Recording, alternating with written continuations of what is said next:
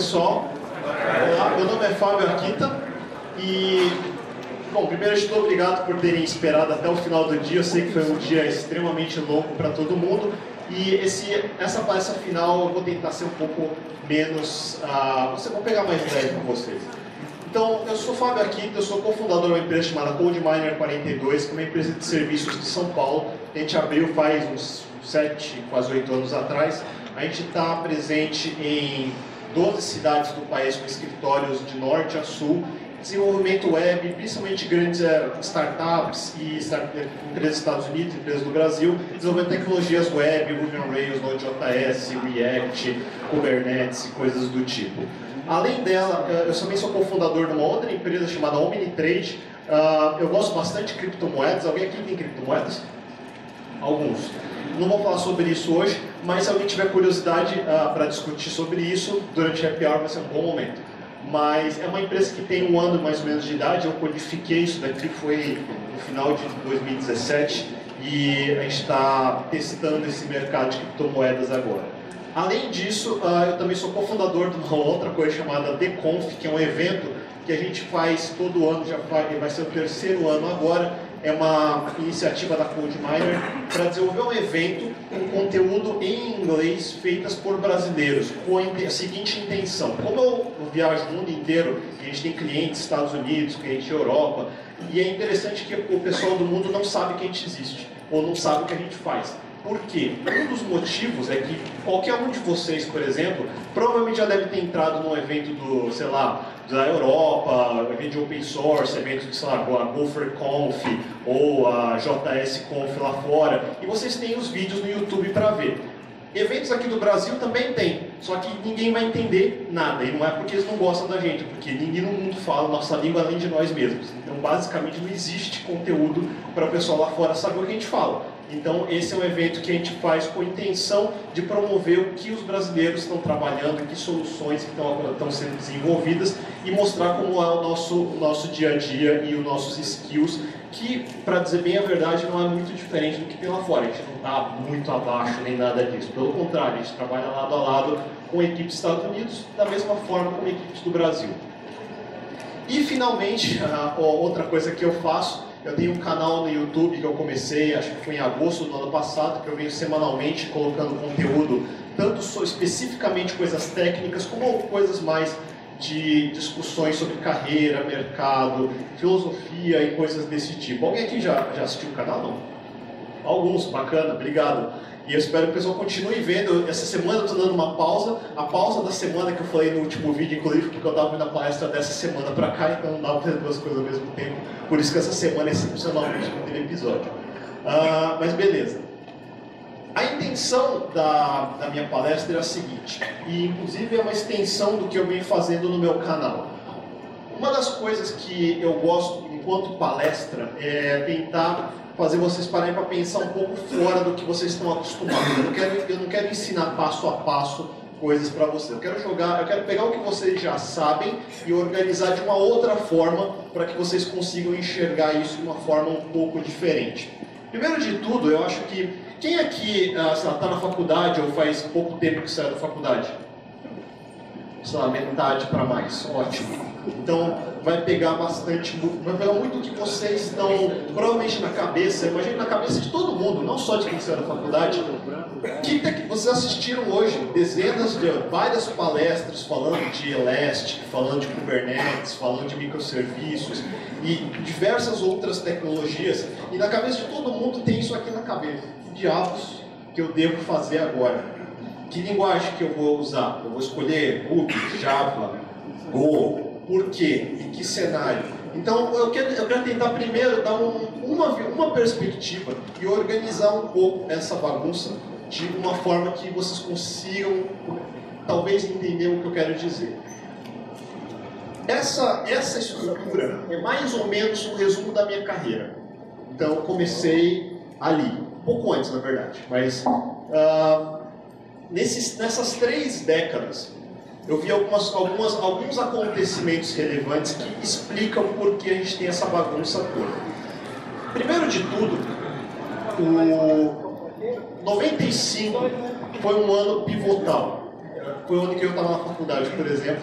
Mas nesse ano saiu de uma só vez basicamente tudo que vocês estão vendo hoje. Então, primeiro, o browser comercial saiu nessa época, a Amazon lançou nessa época, o Java nasceu nessa época, o JavaScript, o PHP, o Ruby, o Python veio um pouquinho antes, foi em 1990, nasceu o famigerado Flash ali em cima, espero que ninguém tenha passado por isso. Mas essas tecnologias que até hoje a gente usa nasceram nesse momento, nasceram por causa do crescimento da internet. Então, 90, 91, a gente tinha 2% da população que tinha acesso à internet, era uma coisa opcional. Na sequência, a gente cresceu até 2000, 2001 e teve o famoso crash da bolha. Pensa que existiu um momento na nossa história onde algo assim não era fora do comum. Existiam programadores sem emprego, porque não tinha mais emprego para programadores naquela época. Então para pensar que existe, não é uma coisa assim, programação não é um negócio que vai crescer infinitamente, já existem altos e baixos. Isso vai acontecer. E durante esse período, aliás, para quem não, eu falei de criptomoedas, o pessoal pensa que em 2017 teve a explosão das criptomoedas, o pessoal pensa que foi o crash da bolha. O crash da bolha de 2017 de criptomoedas é isso aqui foi o crash da bolha da internet em 2001. Então, 6 trilhões de dólares dos fundos de pensão sumiram, simplesmente explodiram. Aliás, da onde vem o dinheiro que VCs colocam em startup? Dos fundos de pensões americanos. Então, algum aposentado vai ficar sem dinheiro se vocês falharem. É mais ou menos assim que funciona.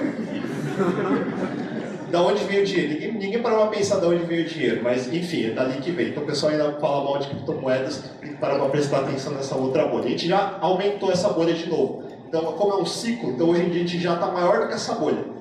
Só para vocês terem uma ideia. Opa. Durante esse período de baixa, a gente começou a voltar lentamente. Foi quando o Google desenvolveu, a Amazon desenvolveu e as primeiras redes sociais começaram a aparecer. Algumas das novas linguagens começaram a se consolidar, .NET apareceu em 2001, WordPress em 2003, Ruby em 2005, Django também. E começou a surgir as primeiras grandes empresas que vocês conhecem hoje, como o Facebook, YouTube, Netflix, e o conceito de aplicações web enquanto aplicativos mesmo, como foi o caso do Gmail, que foi o primeiro deles. Em 2007, foi para mim é o que divide essa história do que vocês conhecem hoje do que eu trabalhava antes. Então, a história que vocês conhecem atualmente, que está mais em discussão, começa a surgir a partir dessa época, 2006, 2007, 2008. Por quê? Porque em 2006, as tecnologias de virtualização chegaram num ponto onde elas começaram a ser trabalhadas como serviço, daí nasce a AWS. Isso foi em 2006, não é um negócio tão velho assim. Em 2007, nasce o tal do iPhone e muda tudo.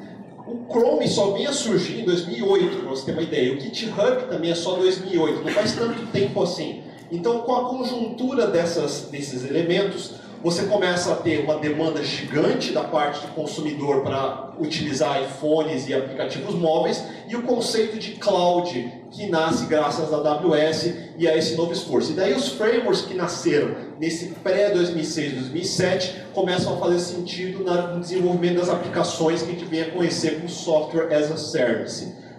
Isso foi tão pivotal também durante esse período, para quem não lembra disso, se você em 2005 ainda era muito novo, 2005, só para você ter uma ideia, foi quando o Papa Benedito XVI subiu e no Vaticano essa era a foto de 2005. Para você entender como muda e dá um shift gigante de década a década, de 2005 foi isso, passou 2007, a iPhone apareceu, 2013, quando o novo Papa Francisco surgiu, essa é que foi a imagem. A ideia que eu quero colocar é muito simples. A gente costuma perguntar muito qual tecnologia eu devo escolher hoje para a minha carreira. Se você me perguntasse isso em 95, seria uma resposta, mobile não estaria entre elas, obviamente. Se você me perguntasse isso no ano 2000, cloud não estaria entre elas, porque não existia ainda. Então, 2007 começa a surgir todas as tecnologias que você começa a usar hoje. À medida que eu crio uma infraestrutura como uma AWS, começam a surgir milhares de outros problemas. Como que eu subo isso em produção? Com todo esse tanto de gente que você está vendo aqui, criando fotos, imagens e redes sociais, aonde que eu armazeno todas essas porcarias que eles estão falando online o tempo todo?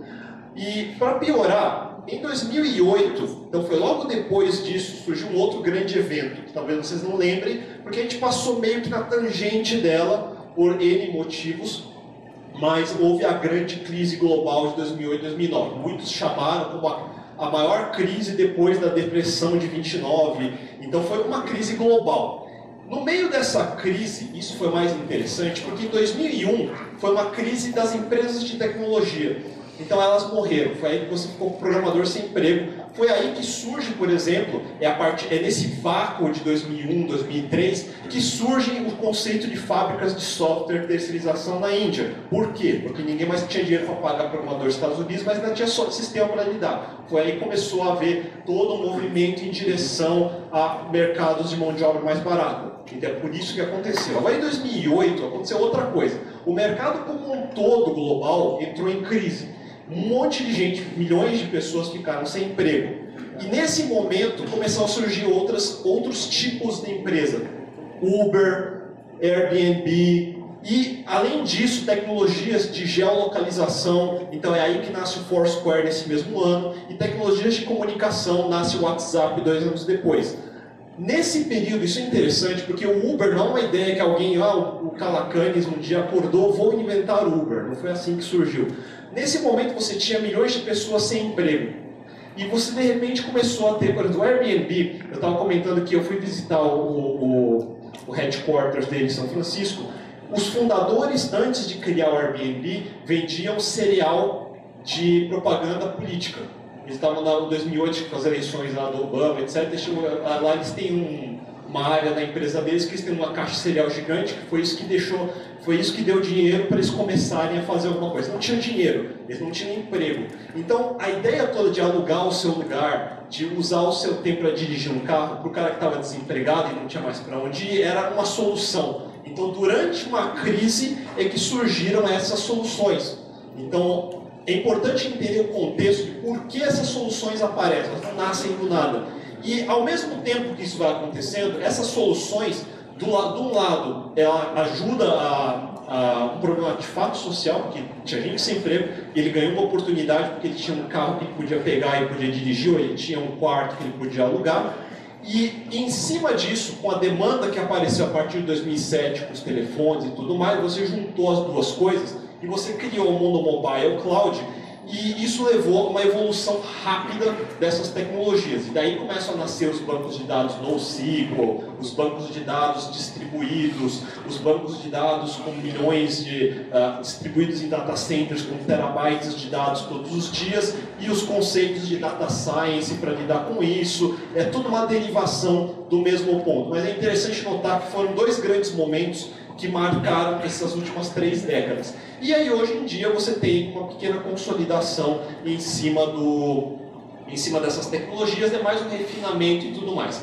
Eu vou dizer que a gente chegou meio que no final de uma curva nesse momento. Uma curva que iniciou a partir de 2005, 2006, foi até mais ou menos 2015. Essa foi a década de ouro dessa época da nova web. Daí, nesse momento, a parte de tecnologias e ferramentas é uma parte interessante de entender o seguinte: elas são temporárias. Qualquer linguagem, qualquer ferramenta, qualquer técnica que você saiba hoje, ela provavelmente vai tender a decair nos próximos 10 anos, ou 5, ou menos do que isso. É uma certeza, isso não é uma aposta muito longe, não. Todas as linguagens e tecnologias que eu usava em 95 até 2000, basicamente não se usa mais. Menos em empresas que existem há tanto tempo que ainda tem esses legados, vocês vão ser obrigados a lidar com elas ainda, desculpa.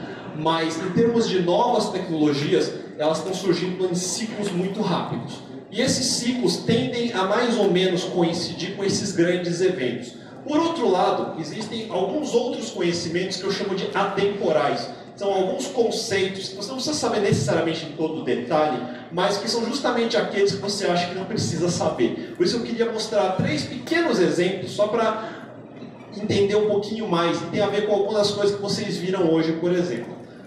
Vamos lá.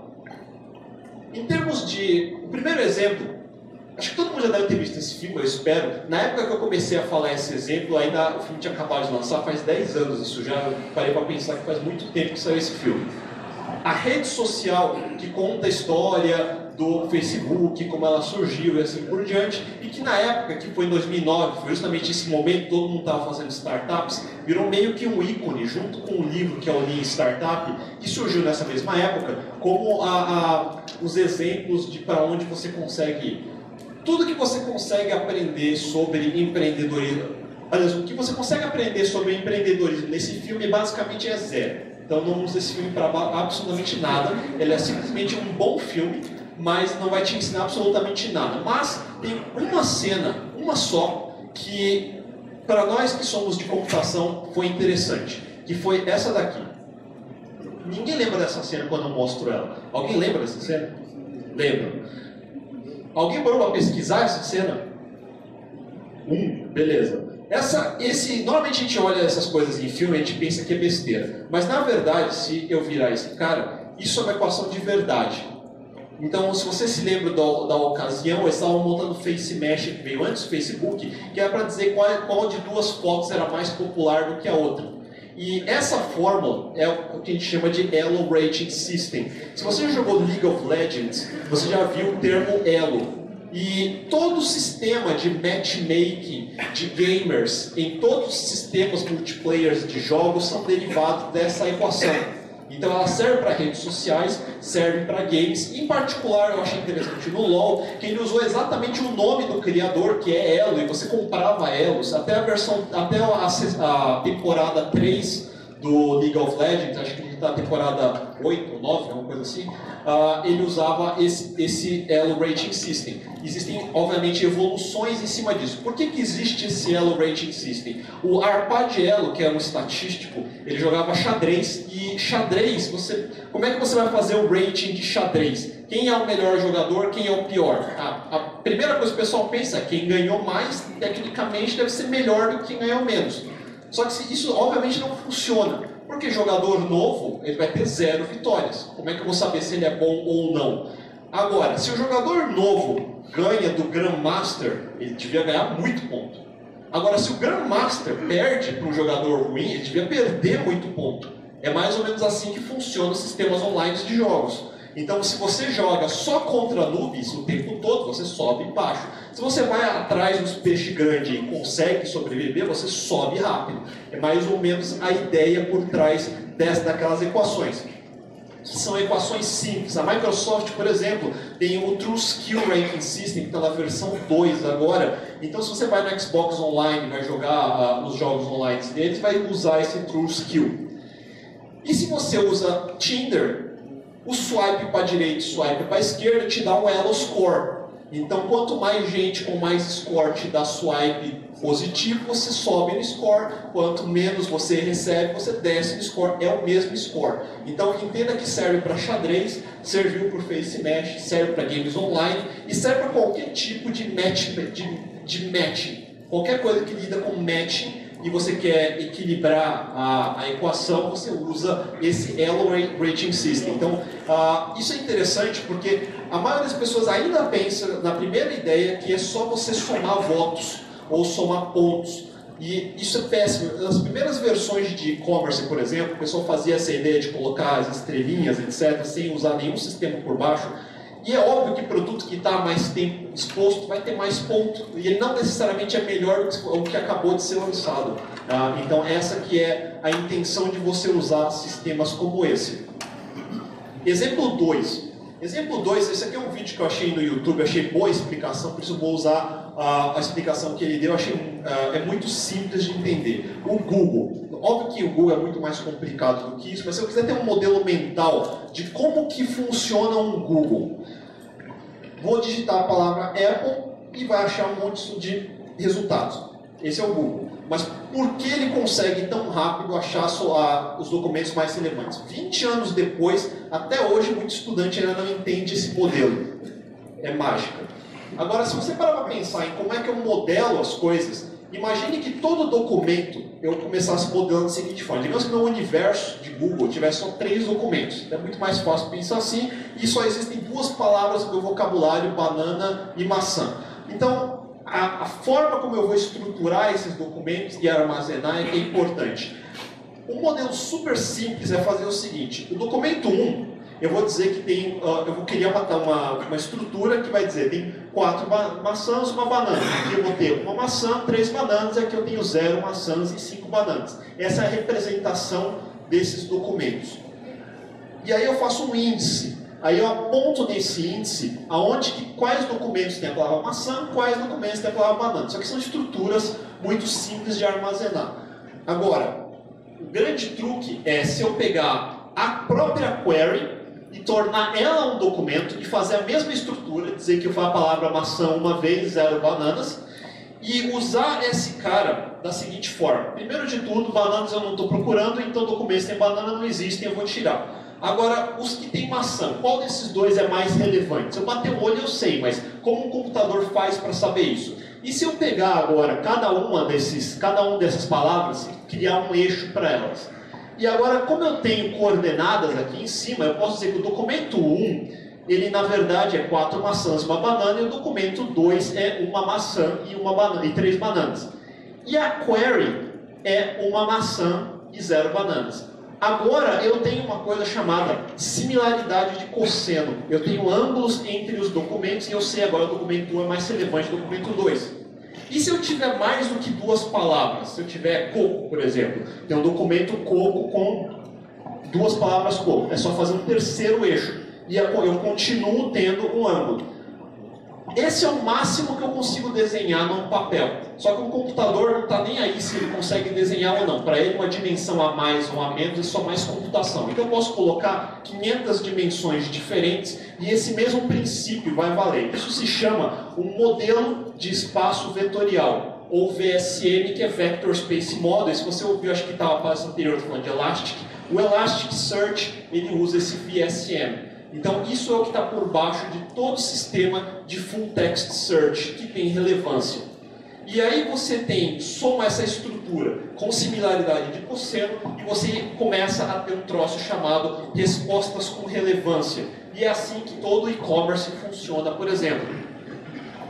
Que é diferente do que todo mundo faz no primeiro dia que aprende banco de dados, que é procurar os textos usando like. Então, se você faz isso, você está errado.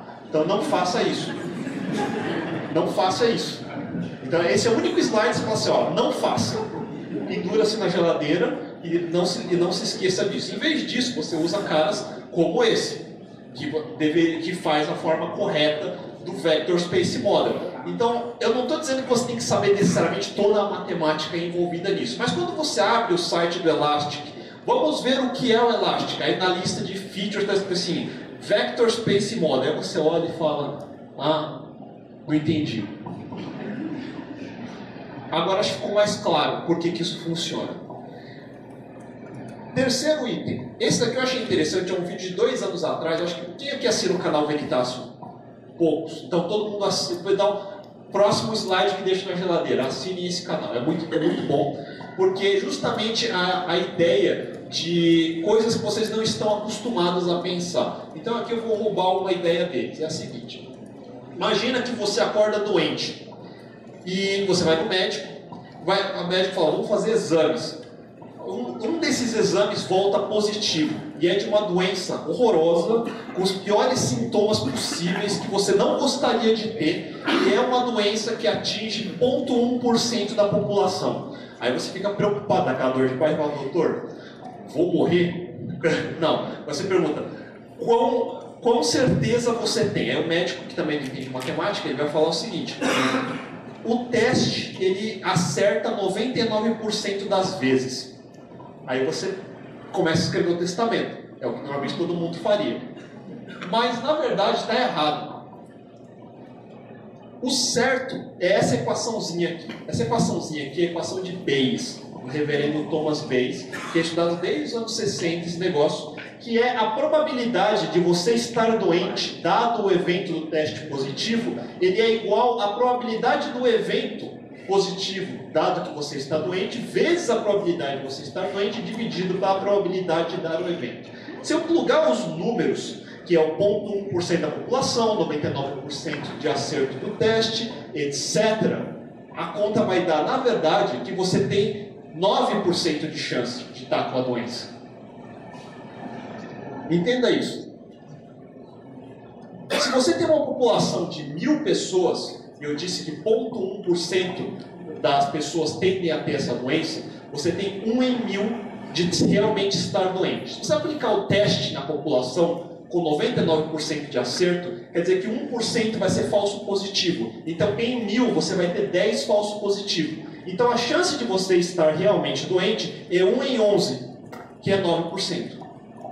Todo mundo fala de data science, data science, data science, mas data science, sem entender essa coisa simples, não é data science, porque você não sabe como ler o número. A maioria das pessoas vai parar para pensar, putz, se o exame tem 99% de acerto, eu provavelmente tenho 99% de chance de estar com a doença. Essa é a primeira reação que todo mundo tem.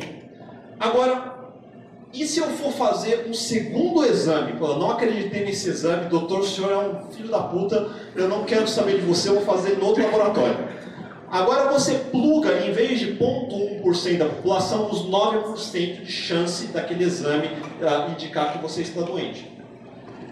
Agora, plugando os números, você vai estar ainda com 91% de chance, não é 99%. Ele ainda é 9 pontos abaixo da precisão do exame. Você tem 90%. É ruim, porque ó, 2 exames na área positivo, ainda assim, não é 100.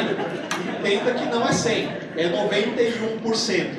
Mas o recado que eu quero dizer aqui é que isso se chama estatística.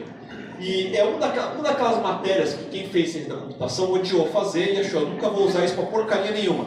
Mas na verdade, o mundo, depois que a gente passou por aquele movimento de redes sociais, e Big Data e Data Science, o pessoal parou para pensar, essa tal de estatística serve para alguma coisa.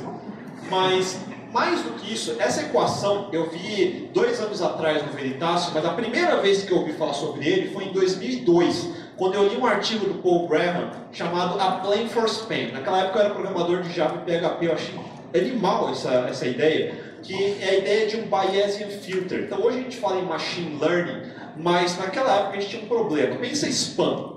O que era receber um spam? O e-mail do príncipe da Nigéria oferecendo para você $1 milhão, blá blá blá. Todo mundo já recebeu uma porcaria dessa.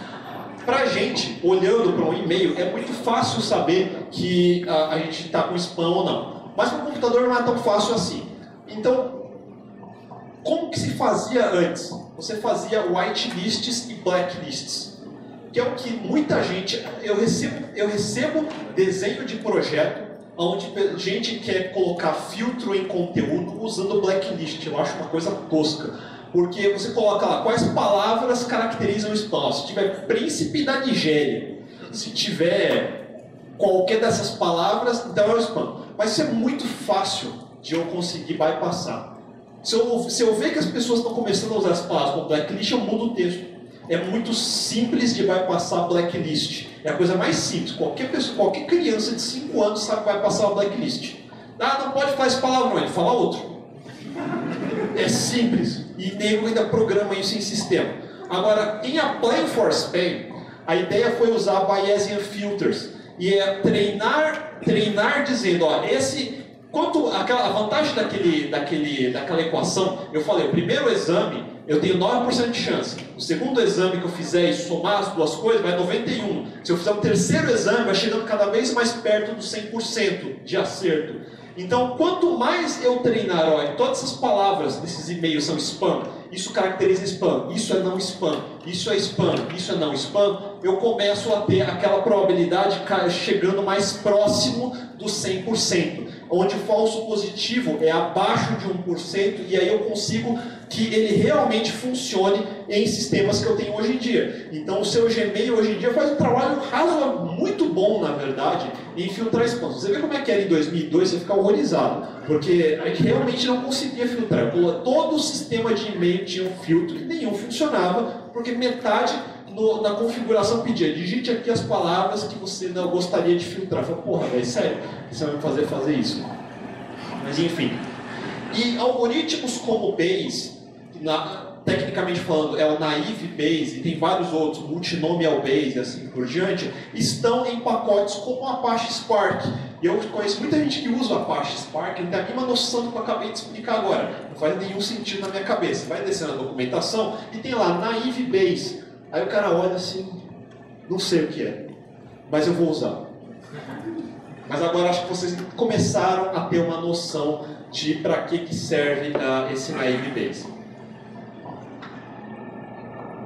Agora, vamos voltar para aquele slide. Esse slidezinho eu acho interessante por causa do seguinte, eu fiz de propósito algumas coisas. Você vai notar que eu quis deixar aqui pré-95 como se não existisse nada. Óbvio que tinha coisa antes, né? Óbvio. Eu só quis mostrar que esse ano foi importante. E eu também quis mostrar que existia um vácuo aqui. Existia um vácuo nesse período, que foi a depressão do crash da internet de 2001. Porque realmente foi um período de depressão. No mundo de tecnologia, ninguém queria fazer nada, ninguém queria investir em tecnologia, porque os caras acabaram de jogar 10 milhões de dólares, não, 100 milhões de dólares no Pets.com, que explodiu. Quem que coloca 100 milhões de dólares no Pets.com? Mas enfim, hoje na verdade existe um negócio bom chamado Pets, mas enfim, na época não tinha. E nesse período você teve uma concentração de startups e de tecnologias, e você vai notar que existe um novo vácuo nesse período. Não sei o que pode acontecer, o que não pode acontecer, mas vamos tentar quebrar de novo perspectiva, vamos tentar quebrar um pouco esse conceito. 2007, já 29 de junho de 2007, saiu o primeiro iPhone. E todo mundo, desde aquela época, só vê crescendo o mercado de mobile. Então, para quem começou a ver recentemente, ainda é um mercado em ascensão. Mas não. Na verdade, a gente já atingiu um platô faz uns 3 anos atrás. E a gente vem mantendo e diminuindo esse platô, e o crescimento ano após ano vem caindo. Então, saiu agora recentemente o resultado do último quarter de 2019 das principais empresas de smartphones. Todas elas caíram ano após ano. Por exemplo, o iPhone, em 2018, ele entregou 52 milhões de iPhones e esse ano foi marcado 36 milhões. Ele está objetivamente caindo em todos os lugares. Aí a ideia é que smartphones não é que vão desaparecer. Basicamente é porque acabou o nível de inovação em smartphones. Basicamente acabou. Ele está se tornando um commodity. Ele já é um commodity. Não é nada de especial mais ter um troço desse no bolso. Todo mundo tem. Agora, um troço desse no bolso hoje, o que significa comoditizar um troço desse? Vou dar um exemplo de um outro troço que é comoditizado. Impressora, geladeira. Não faz tanta diferença. Você tem um em casa, você esquece que ele existe, não importa o que roda lá. Então, hoje, smartphones e mundo mobile, ele está comoditizado. Não quer dizer que os serviços que rodam neles estão, mas entenda que não é o que todo mundo imagina quando se fala em iPhones. Todo mundo ainda pensa que iPhone é o melhor do mundo, vende bilhões e bilhões e não vai parar de vender bilhões e os caras vão ficar ricos para sempre. Não vai. Então, a menos que aconteça um grande shift nesse mercado, isso vai tender a decrescer ao longo do tempo. Voltando ao que eu estava falando de Uber, Uber foi um negócio que, na minha opinião, e aí não é uma análise objetiva, porque não tem como dizer quais foram os exatos elementos que tornaram o Uber um Uber, mas faz muito sentido o momento onde ele nasceu e qual foi a função que ele exerceu e por que em muitos países que têm os mesmos problemas é que ele vem sendo popular. Aí muita gente para pensar, principalmente quem está começando com esse negócio de startup e tudo mais, vamos fazer o Uber de X. Então toda vez que alguém me chega com uma ideia, eu pergunto, o que é sua ideia? Aí ele explica 10 vezes, fala, isso é um Uber de bicicleta, beleza. É um Uber de bicicleta. Isso é um Uber de computador, é um Uber de maconha. Teve vários. São Francisco está lotado. É um Uber de... não sei... não, isso é Tinder. Não, tudo bem.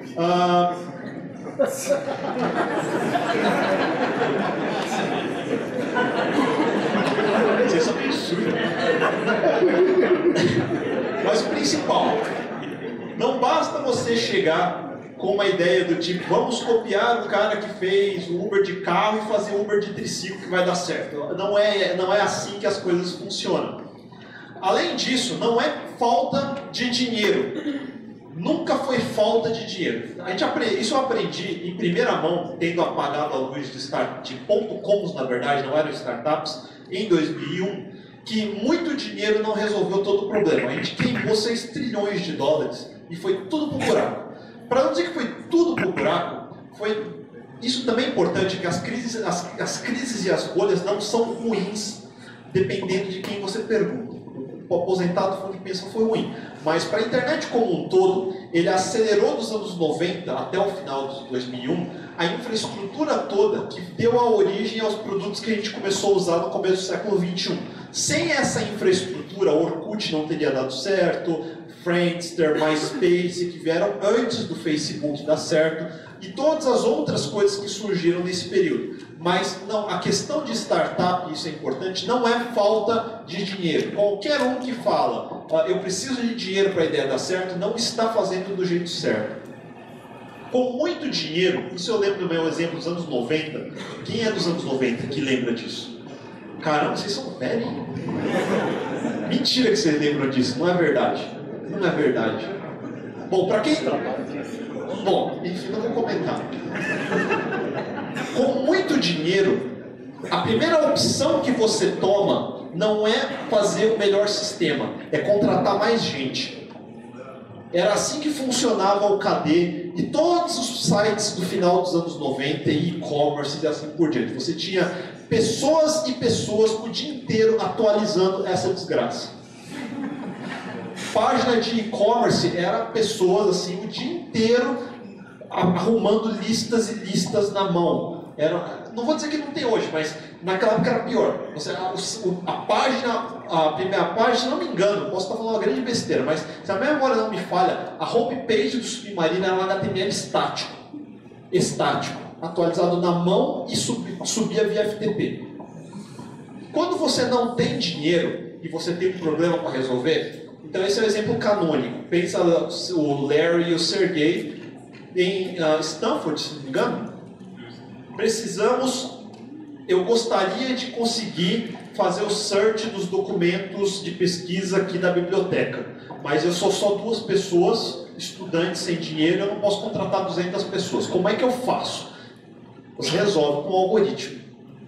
Então, óbvio que não é tão mágico dessa forma, mas se você não sabe disso, a sua única outra opção é força bruta. Normalmente as pessoas que não sabem aqueles conhecimentos atemporais que eu falei agora, resolvem na força bruta. Então, quando eu falei o exemplo ali de Bayes, por exemplo, que eu resolvo naquela uma equação, quem não sabe que aquela equação existe, precisa perguntar para as 1000 pessoas na força bruta. Então, contrata 200 pessoas, põe na rua e vai entrevistar 1000. Porque não tem outra forma de saber. Mas se eu consigo ter aquela uma equação, uma pessoa resolve esse problema. Essa é a grande... Por isso que algoritmos ficaram tão épicos hoje em dia, porque todo mundo acha que é uma mágica, mas no final é só um pouco de conhecimento básico.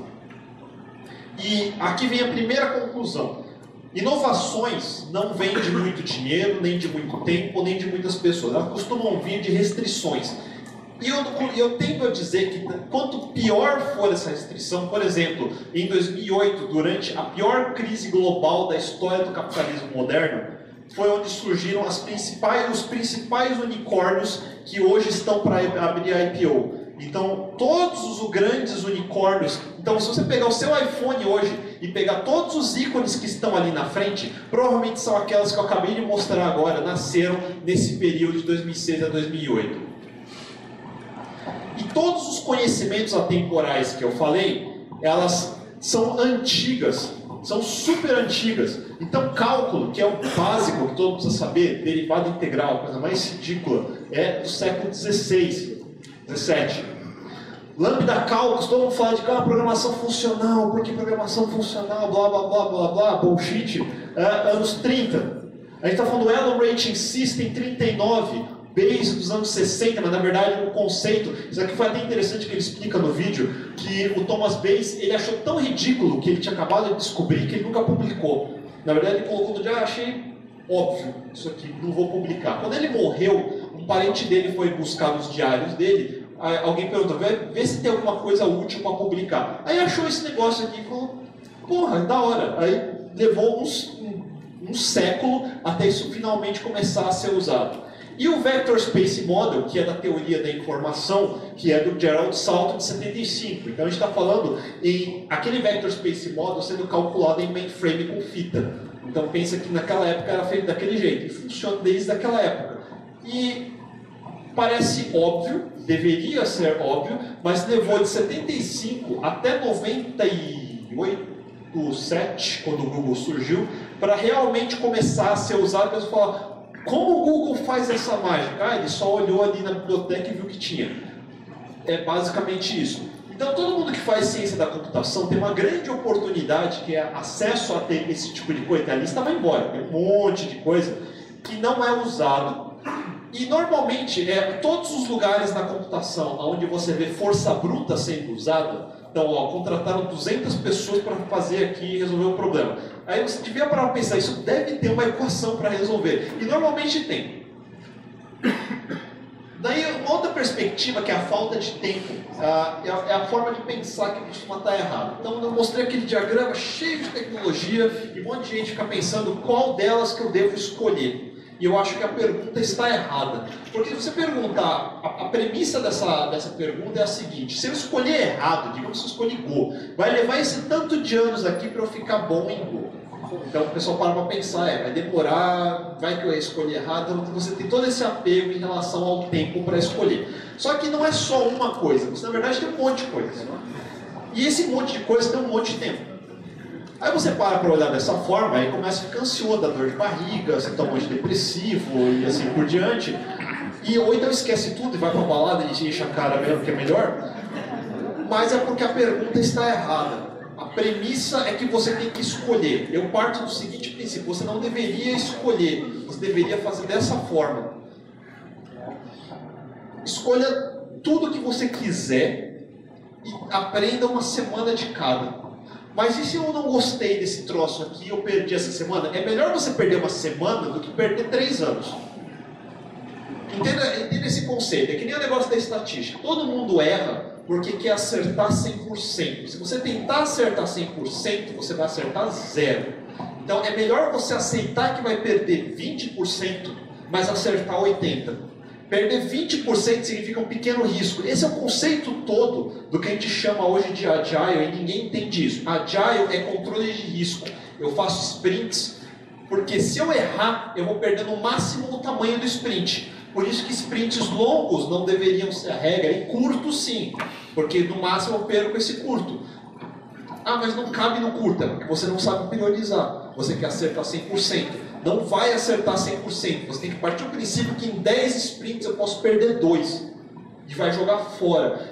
Você tem que partir do princípio que eu posso escolher 10 tecnologias e 2 vão estar erradas. E eu vou perder 2 meses estudando eles e eu vou jogar 2 meses fora. Mas eu não vou jogar 2 anos, eu não vou jogar 3 anos, eu não vou jogar 10 anos. Esse é o conceito principal de tudo. Você restringe o que você vai fazer e isso te força a criar escolhas. E o problema todo de tudo é escolhas, porque ninguém gosta de escolher, todo mundo quer um consenso. Deixa eu perguntar para esse cara, para minha mãe, para o meu chefe, para o meu professor, e na média ver o que eu vou fazer. Isso não é a melhor decisão. Não é a melhor decisão. Ninguém que ganha, que chega longe faz isso. O mais fácil é você restringir as opções, restringir o seu tempo, restringir o seu custo e aceitar que vai errar e vai perder alguma coisa.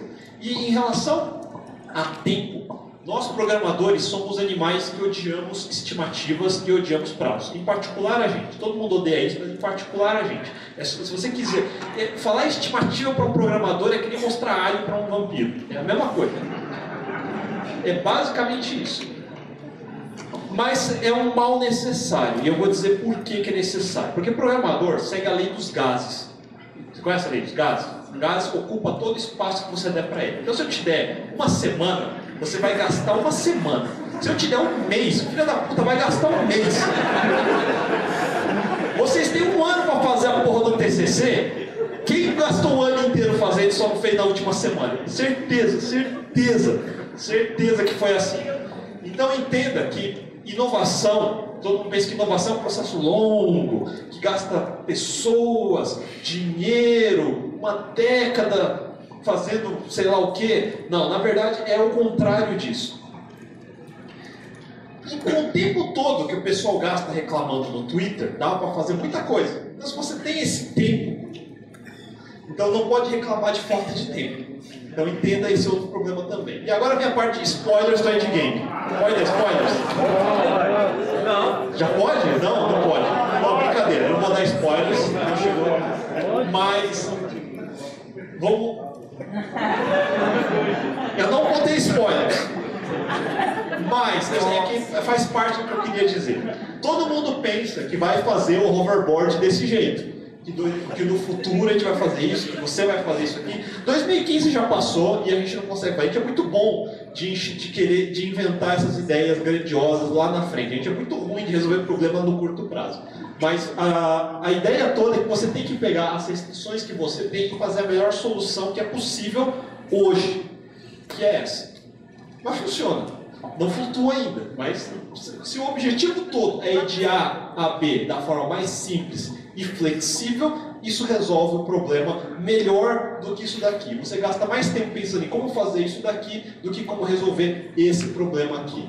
Então, para finalizar, conceito de inovação para mim é uma coisa só. Inovação é tornar o impossível ontem possível hoje. É só isso. Não é mais do que isso. Não é fazer o hoverboard, não é nada diferente de como você faz isso.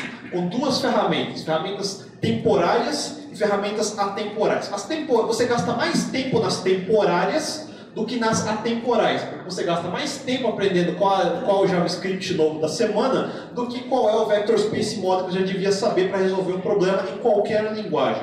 Então, essa é a perspectiva que eu queria passar em termos de como você deveria enxergar o mundo da tecnologia e a sua carreira como um todo, e em vez de ficar tentando adivinhar a bola de cristal e acertar e achar que está de muito dinheiro e muito tempo, é muito mais simples do que parece. Por isso que a nossa profissão é tão interessante.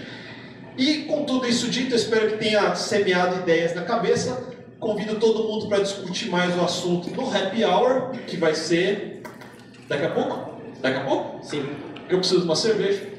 E obrigado por terem vindo. Espero que tenham gostado. Até mais.